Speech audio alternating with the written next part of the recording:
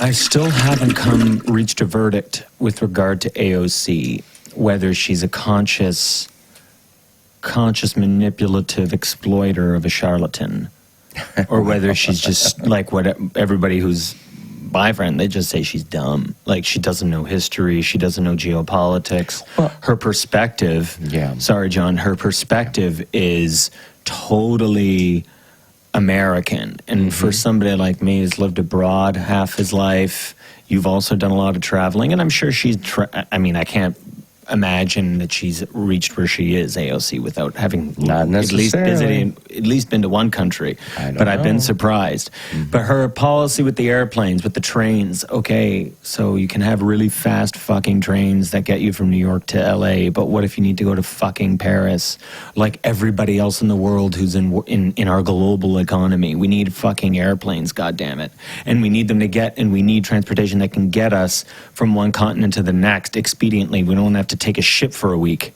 You mean there isn't like international Uber that does that for you? Like you can't call Uber. They got rid of the Concorde. Yeah, I know they did. That's a shame. That would have been a fucking trip to go on that from New York to Paris. Yeah, I mean they had one crash. It's not a whole reason to get rid of the whole thing. Yeah, but I think that they couldn't. I don't think that they could properly commercialize that because you can only seat a few people in it. Well, yeah, plus it's very expensive. I mean, I know tickets on the Concorde were like $2,500. It was very expensive. Yeah, to go from New York to Paris. Yeah. Well, yeah, but so back to AOC, she doesn't know anything about the rest of the world.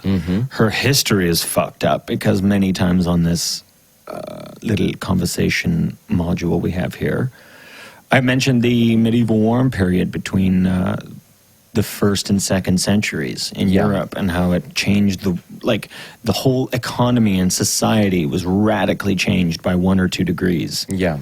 In which affected crop yield and society at large.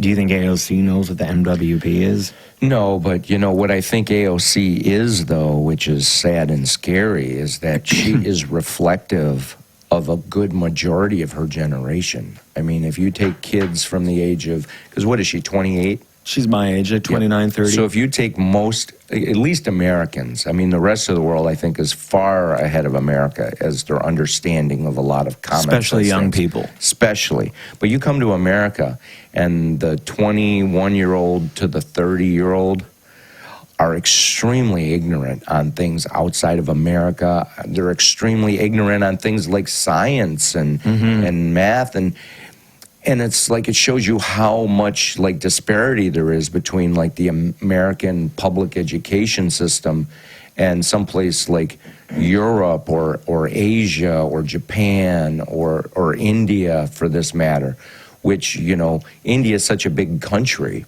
And there's so much poverty in India. But at the same time, these people manage to give their youth an amazing education. Yeah. And we have all this money in the States, and these kids are getting, like, no education. I mean, and you can laugh all you want about and be lighthearted about the segments like Jay Leno used to do, or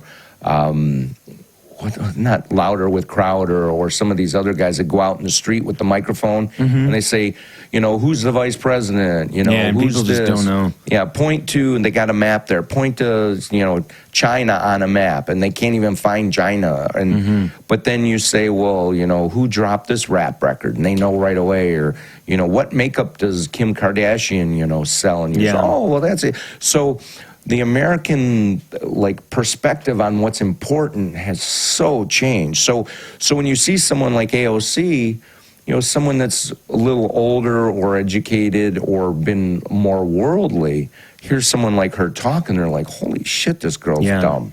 But for people of the same like stature that are just as dumb or ignorant, here's somebody like that, and there's no depth behind it, so they just think, oh, wow, you know, she's saying what we're thinking, but you're not being realistic about any of the stuff. Obviously, we can't get rid of airplanes. It's how would the mail get through? How would you go from here to Europe? Or, you know, you can't take a boat. You can't have 2 weeks travel time to go from point A to point B. It's not realistic, and we're never getting rid of airplanes. So to even suggest a thing Or cars, yeah. makes you sound like an idiot.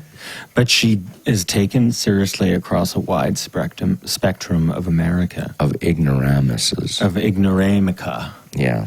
But That would be a good T-shirt slogan. Ignoramica? United States of Ignoramica. Coined it. Coined it.